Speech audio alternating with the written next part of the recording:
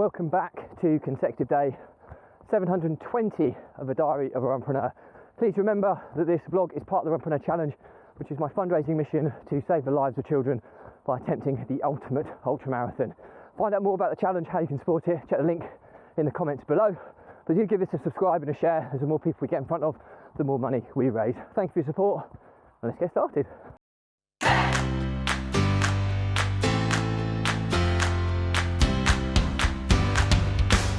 So, consecutive day 720 of a diary of a Runpreneur, with 10 days off from the 2-year milestone. But anyway, we'll start off today with, I suppose, a controversial topic. So the topic is, should under 7s at football be even aware of elitism? So the reason this topic has come to light is that I'm part of I don't run I ref for the under 7s, and my youngest son James plays for the under 7s Willingham Wolves football team, and it's been a little bit controversial of late that this team has a big influx of players at the beginning of two seasons ago, I think, when they formed, a huge influx of players. And bear in mind, the first introduction to grassroots football for under 6s really is five-a-side football. Okay, so if you've got 10 kids, that's probably about right for one five-a-side team. If you've got 20 plus, you're possibly looking at 2 teams. And Willingham Wolves under 7s had maybe 25, maybe even 28 kids at one point. Now a few of them have lost interest now, but they've still got well over 20. So certainly a good enough number to get 2 teams going. And there's 2 ways of looking at it. Right, one is that if you've got 2 teams, you could have an A and a B team, i.e. the A team being the better players, B team being the more developing players. And that's one way of looking at it. Or the other option is to make it equal strength sides, although you're less likely to win as many matches as you potentially could with the squad that you have, because you're spreading the team equally. Now I don't run, I say I run. My close friend Nigel Partridge runs the under 11s Willingham Wolves, and I'm his assistant stroke cone collector, ball carrier, water boy and ref and linesman. So you probably see where it's going. Coach is definitely not a word that's probably linked to me. But anyway, we made a decision. We only had 1 team for starters. We did have a development team, but we didn't register that team, so we had some friendlies for our development squad. And because we only had 1 team, we kind of had an equal mix of talent. And when we put 5 on the pitch, we didn't have our best 5 and then a weaker 5, because it was 1 team. We spread the talent so that we were never as strong as we could be, but never as weak as we could be as well. And there's one argument that suggests that method helps the more developing players develop quicker, but also that method may halt or slow the progress of the more talented players. So that's one. Now the under 7s, they have an elite team, and the challenge is that the elite team are very good.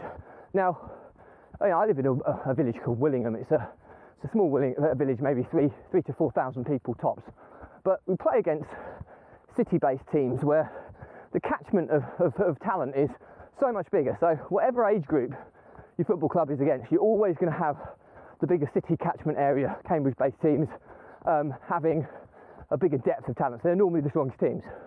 Now this Willingham under 7s team though, just finished second in the top league of about 14 leagues.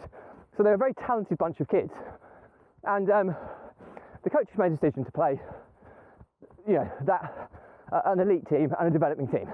And my thought process on it is, they've actually registered 2 teams, so potentially the best part of 20 kids are going to get to play football in a match scenario every week, which is massive. I think in the under 11s we had maybe 15, so there was always 5 or so that weren't making the match day squad, because you can't take more than 10 in a squad for a 5-a-side match, realistically. So sorry, I'm chewing gum. I shouldn't be chewing gum really.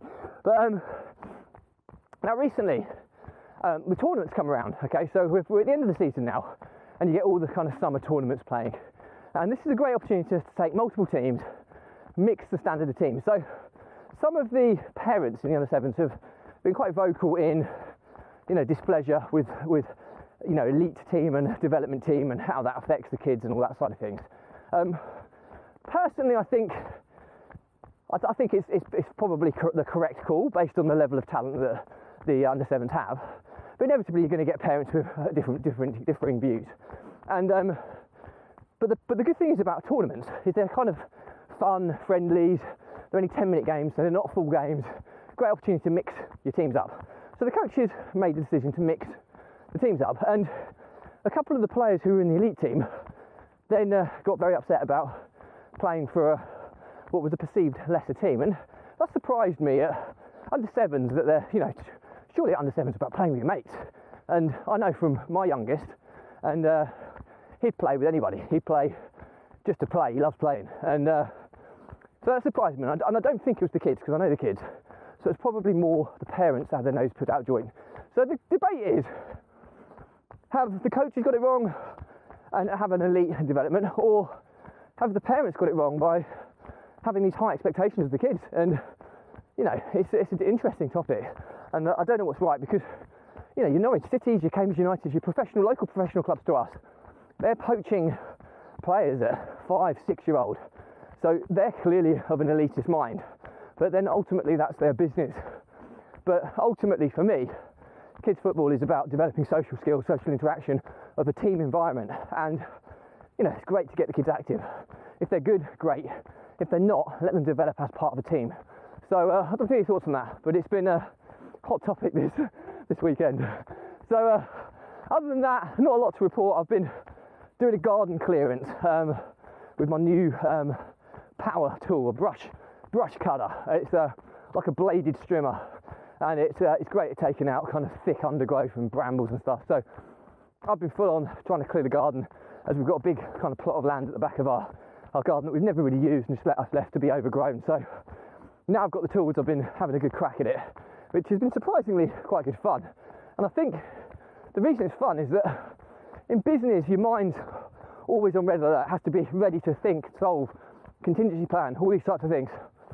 Sometimes doing, you know, manual labour, you can just do it in autopilot. It's lovely. It almost feels like you're even though it's really hard work physically, your mind can switch off, and it's almost quite relaxing. So I don't know if anybody else feels that way, or if, you know, people who work in physical jobs find sitting there playing on the computer, you know, mind strenuous, but their body relaxes. Maybe it's vice versa. So that's pretty much it for me today. As always, I'd love to hear comments. Any comment, I'll respond to everyone.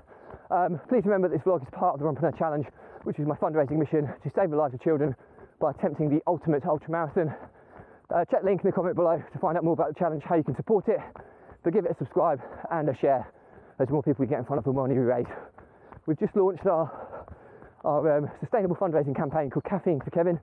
The idea behind it is, if you can afford to donate the price of a cup of coffee once a month, £1, £2, £5, or whatever amount you wouldn't notice leaving your account. That's the sustainable aspect of it. And the beauty of it is because the challenge is so long, a £1 a month subscription to the Runpreneur Challenge is worth £125 in total, which is a genuinely life-changing sum of money for a child who needs it. £2, £250, £5, £625, huge sums of money. They can go such a long way to making a difference in a very sustainable way. So we call it Caffeine for Kevin because even though I'll never get to drink those coffees because all the proceeds will go to charity, it still will give me a caffeine boost seeing that money coming in every single day of the month. So if you can support me, I'll be eternally grateful. As always, stay positive, stay happy, and I'll see you again tomorrow.